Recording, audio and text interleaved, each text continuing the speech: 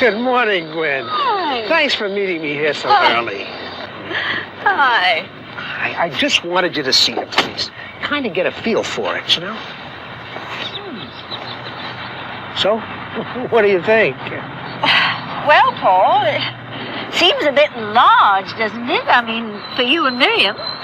Oh, it's not for the two of us. No? No. Well, you see, it's going to be a halfway house for women. Women? Women halfway from where? The state mental hospital. Oh, and you mean they're going to stay here? Well, hopefully, yes. As sort of outpatients. Oh, you see, the idea is to move them into neighborhoods so that they can begin to learn how to get along in everyday life. But some of the people just heard about it, and they're starting to complain and organize against it. You know? I see, and you have to change their minds. Yes, I'm on this volunteer committee. I got the job of writing a position paper, something all those good citizens are going to read before any meetings. Oh, so that's where I come in. Oh, no, not to write it for me, Gwen. I've already done that. It's just that I read it to Miriam over breakfast this morning, and... I know, it didn't sound exactly right. No, it didn't. I thought maybe you'd prove it for me. You know, just a little polishing. A little word here and there. Right, put your touch to it. Paul, if you haven't spent enough time rewriting, you probably need more than a little touch. I always thought you can either write something or you can't. No, far from it. The whole basis of writing well is rewriting. It's one of the subjects we're exploring in this telecourse I'm working on at the moment. Well, maybe someday I should take it. Maybe. Well, Paul, I've got to get back to the studio. But it gives me an idea. We're always looking for examples for our scripts. Why don't you come over later to the studio, bring your paper, and it might be a very good example for us. And you'll help me make it more convincing? Well, we'll help you to revise it so that you say what you mean. It's obvious you've really put a lot of work into this. Made some good points. Now, how could anybody be against those halfway houses? Believe me, they are. And what you've written here seems to assume that. Now, look at this opening. The halfway house issue is one of the most important needs facing mental health authorities today. Well, that's true. Yes, it is. But have you thought about the people in the neighborhood, your audience? Do you really think those people are against the idea of halfway houses? Well, not against them exactly. No? No, it's just they don't want them in their own neighborhoods. Yes, now I think that's the point. I think if you're going to revise this, that the first thing you should do is step back and look at the whole argument and see if it hits the audience you want to reach. You start out talking about the needs of the mental health authorities, but do you really think your audience is concerned about that? Well, he does go on to talk about the patients. Oh, yes, but what about the people who read this? What are they interested in? Preserving their neighborhoods, I imagine. That's true. Why don't you start out with something like this? Neighborhoods are the backbone of our American communities. Anyone moving into a neighborhood assumes certain responsibilities, and then go on to show how your halfway house will accept those responsibilities and fit into the neighborhood. But what about the other points Paul makes? About our responsibility to help each other, to help mental patients? Oh, well, great. Work those ideas into the body of the paper. But that'll take a total reorganization of the whole thing. Sometimes that's the only way to get a piece to say what you wanted to say. Hey, tell me, what do you think rewriting means? Rewriting? Well, I guess I go back over the whole paper and I scratch out all the words I don't like. Or move whole sentences around, or put in new ones. I think you're confusing rewriting with editing. Editing involves correcting spelling and punctuation and grammar and sometimes changing a word here and there. Necessary for sure, but different from rewriting. I mean, just think of the word revise. Revise literally means to see again. You mean reread it? Yes, and put yourself in your audience's shoes. But personally, I like to work from inspiration. Oh, well, if you mean writing the first draft through fast, that's fine. I do that sometimes. And I usually end up with something pretty scattered. The real writing starts when you start rewriting. Take this first draft and turn it into something a reader can understand. Hey, wait a second. I want to show you something. Here. You know the idea people have that a writer just sits down and goes to work and these perfect thoughts and words come spilling out? Okay, look at this. What a mess. Looks like he didn't know what he wanted to write. No. Aldous Huxley, the guy who wrote Brave New World. I'm glad that's not your work, Jenny. This is a manuscript page from one of his novels. You see, what I'm trying to explain is every good writer is essentially a rewriter. What was it Dorothy Parker said about rewriting? I can't write 5 words. But that I changed 7. She's certainly a fine writer. Well, we've taken on a huge subject to deal with here today, haven't we? And we need Norman to get the session started. Okay, I'll hurry him along. We're all waiting for your charming presence. I say, you really do look a bit done in. I am. We were up to the wee hours last night with the neighbors planning a strategy. Don't tell me. You're running for some office. No, from government bureaucracy. Coffee? No, thanks. We really need to get started. But I want you to glance over this. I think we could use this in our program. Anyway, this bunch of do-gooders, they're trying to move a whole group of mental patients into our neighborhood. Your neighborhood? Can you believe it? People straight from the state mental hospital. What's this? Nothing. Halfway houses, they call it. Anyway, we're going to fight it, of course. Did you say that had something to do with the script on revision strategies? No, it's nothing important, really. Okay, I guess it's time to get going then, huh? Into the torture chamber? What do you say? Well, on second thought, you know, we could do this later. Tomorrow, perhaps. Tomorrow?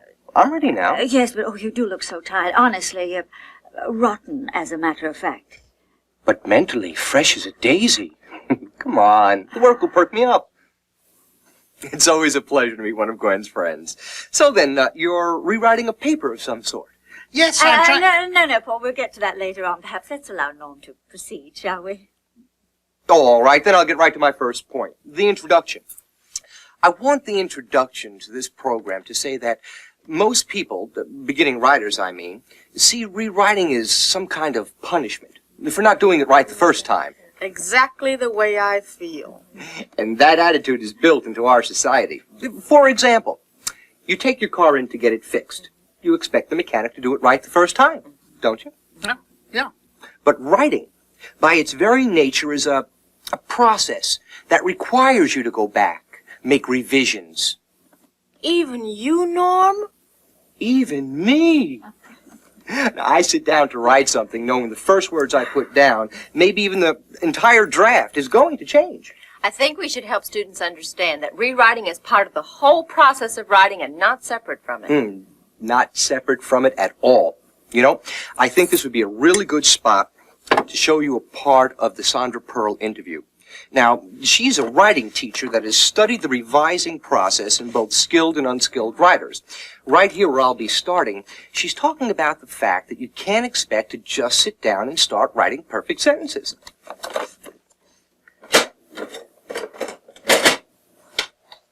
Process are similar to what skilled writers would do. The problem is that unskilled writers seem to think that writing has to be right the first time. That as soon as they start writing, they begin to edit. So I would say they edit prematurely. I think that skilled writers have much greater tolerance for things coming out sloppy or messy the first time, knowing they can revise it later on. So one quick difference would be that unskilled writers edit prematurely and have a notion about writing, which is that it has to be right the first time. So they short-circuit the writing process. Yes, well, I agree with that, except that... Oh, just a minute, Gwen. I plan to take that point one step farther by going directly to the Linda Flower interview. Now, Dr. Flower and her colleagues at Carnegie Mellon pioneered the study on how people actually write.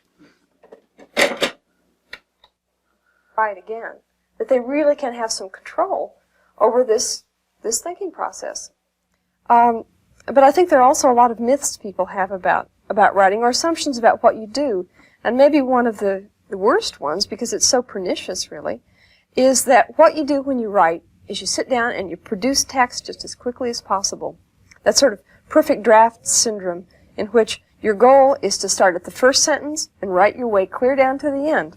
And that writing isn't a process of thinking, and like the subject in this protocol was doing, an experienced writer.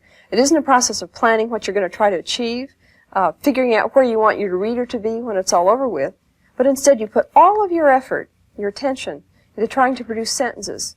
And furthermore, and this is probably even more of a problem, you try to produce perfect sentences, because you don't look at your writing as an attempt to produce a draft, and then you can go back and you can transform it for a reader or you can improve it. But I think the myth says that you simply write it through, especially if you're inspired, and then you never have to fix anything. But experienced writers don't assume that much at all. Don't you think we should carry that out on even further and introduce Flower's concept of writer-based, reader-based writing? Can I ask you a question about my paper? No, yes. I mean, Paul, we really need to get to this segment on writer-based prose. Norm, the tape, please. It's on another cassette. I planned it for later on. No. This is the logical place for it. This concept, she calls it writer-based writing, is one approach to writing and revising. Norm? Writer-based prose is essentially a form of talking to yourself. And it's only a problem when you need to write reader-based prose. That is, you need to write to somebody else.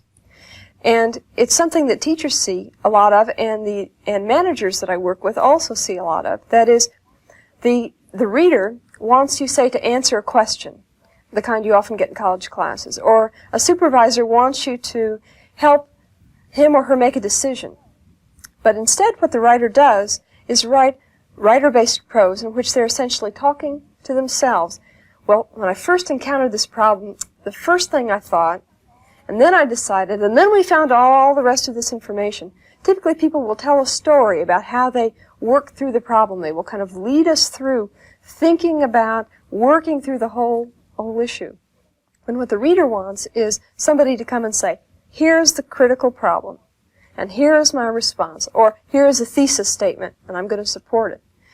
The interesting thing about writer-based prose is that it doesn't work very well for readers, but it works very well for writers.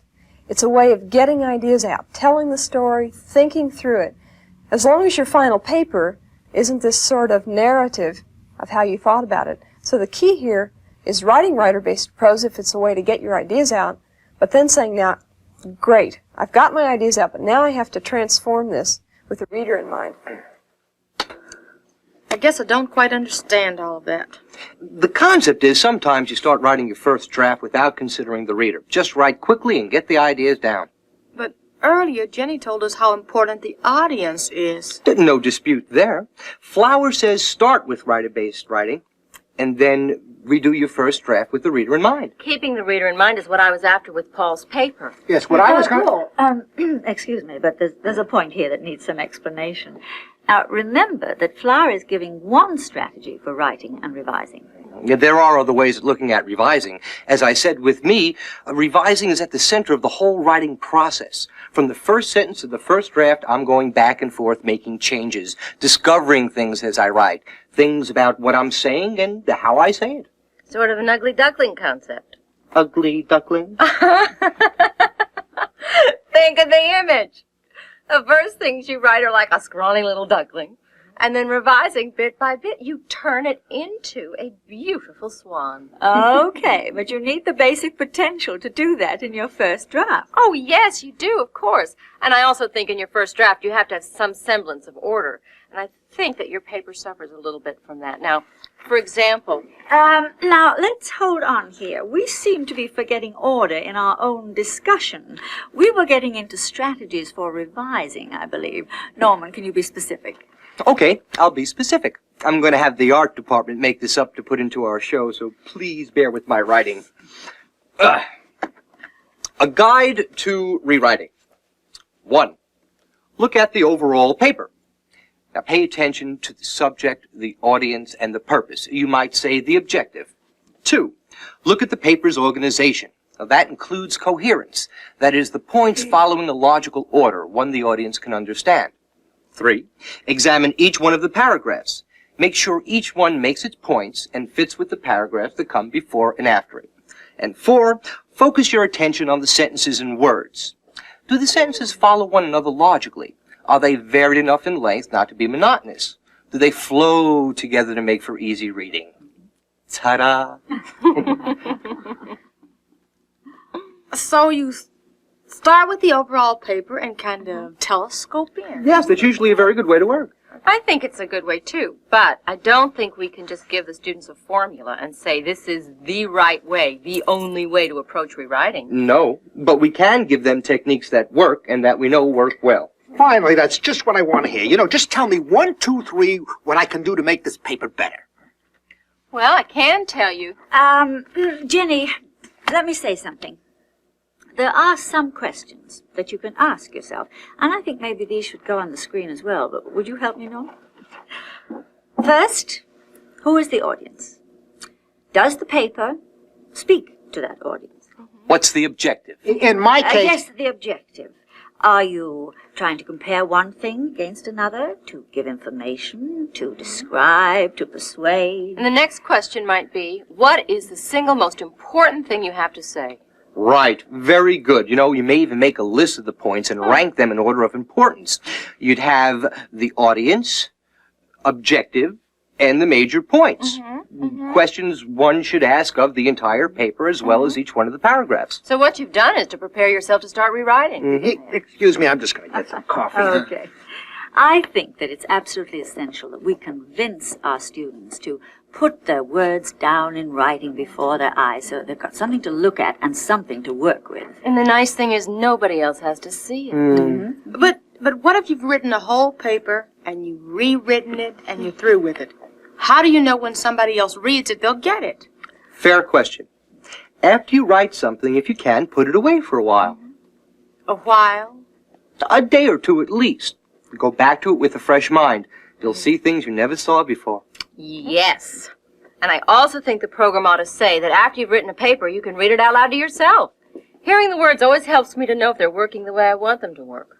Or have someone else read it. Yeah. Oh, definitely. Have a friend or someone read the paper. See what they get out of it. Or don't get. Or don't get. But that's the best way to see if a piece of writing really expresses your meaning and whether the ideas get across.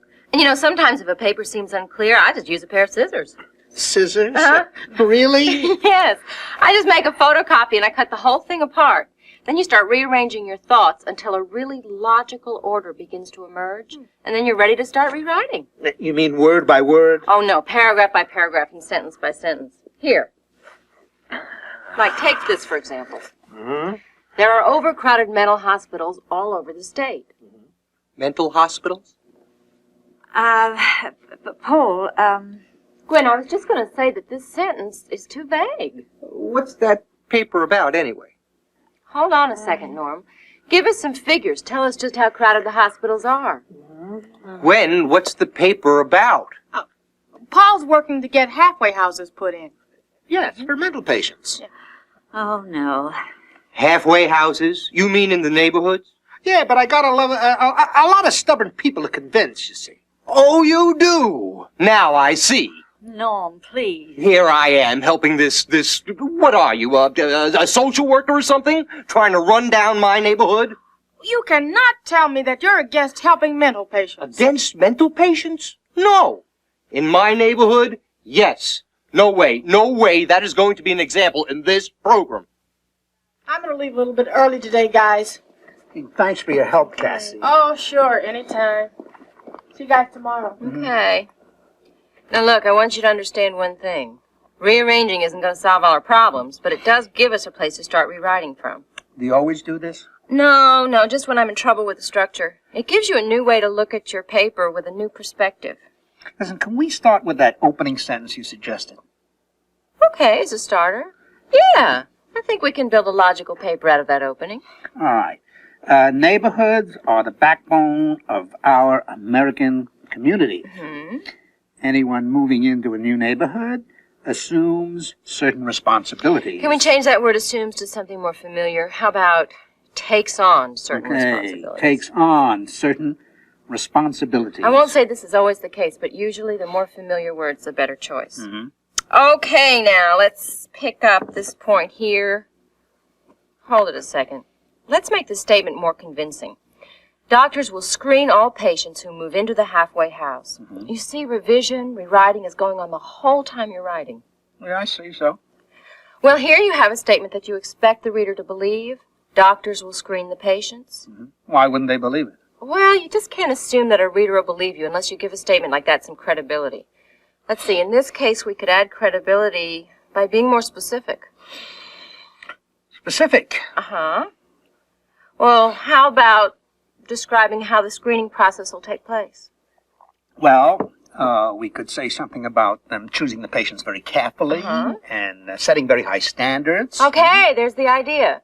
Right now, let's just get it down on paper in a good, clear way, and we can worry about shaping it into a perfect sentence later. Well, what if the first sentence we write does the job? Oh, wonderful. If it says what we want it to say and it fits in with the sentences around it, we'll keep it. All right. Doctors will screen all patients who move into the halfway house. The screening process involves an interview with psychologists. If you can be specific, how many psychologists? I don't know.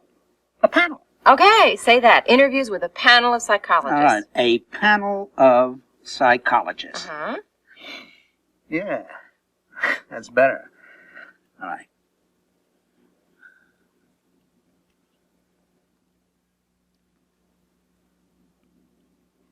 All right. As far as the property itself is concerned, there are adequate funds to repaint and refurbish. The lawn will be landscaped, flower beds put in, and the lawn mowed regularly. I don't know. It sounds a little drawn out. Okay, so work on it. Now think of your audience first. What interests them here? Property values. They want to keep their neighborhoods up. Okay, so rewrite it with that in mind.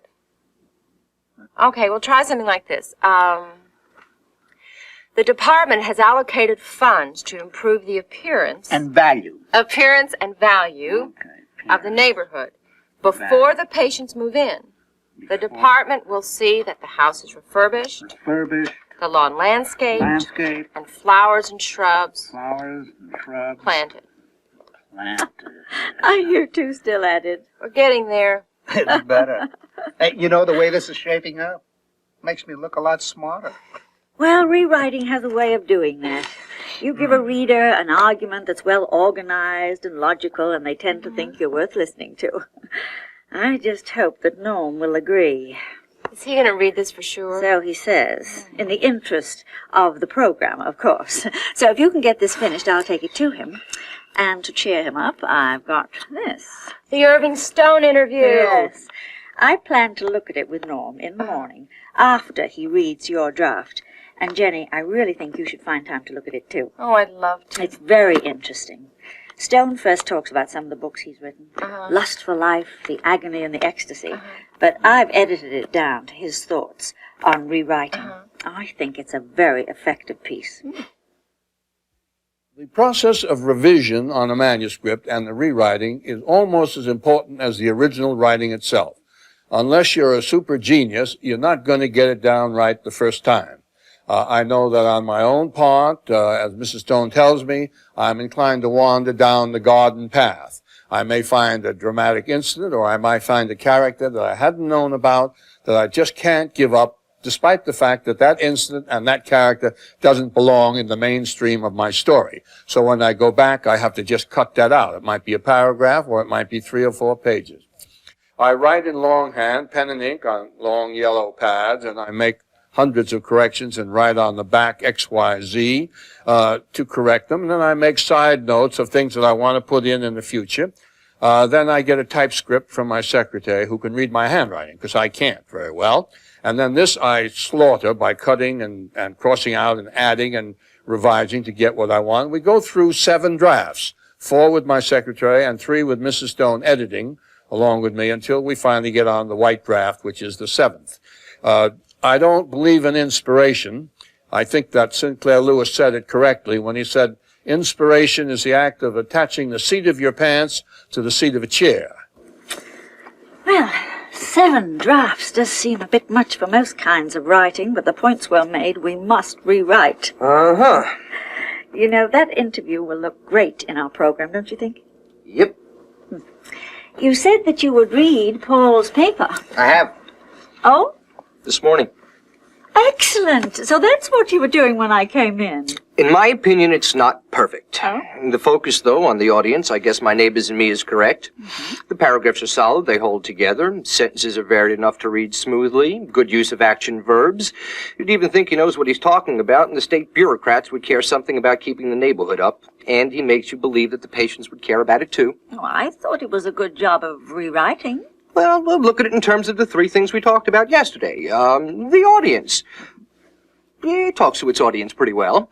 The objective. Well, you might say that the verb that describes the objective here would be to convince, right? I would say so. Well, some people might think this paper is pretty convincing. And last, the major points. He's trying to say here that the halfway house would fit into the neighborhoods, and all the other points support it, back it up. Well, okay, I'll agree, they do. But it's still... The whole thing needs a little bit of work. Well, he's having several people read it to give comments before it's finally finished. Always a good idea, a point that we'll bring out in our script, of course. Uh-huh. And tell me, did it convince you? Convince me? Change your mind about the halfway house? Well, that's asking an awful lot of any piece of writing, isn't it? I'll say this, after reading it, I think that people will be more willing to listen to what he and this committee of his has to say.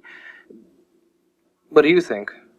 I think you are quite right. And I also think that I would like a cup of coffee. I think we ought to go out for a cup of coffee. Splendid idea. And while we're out, maybe we'll just take a drive around and take one more look at that old house. Great. I'm with you.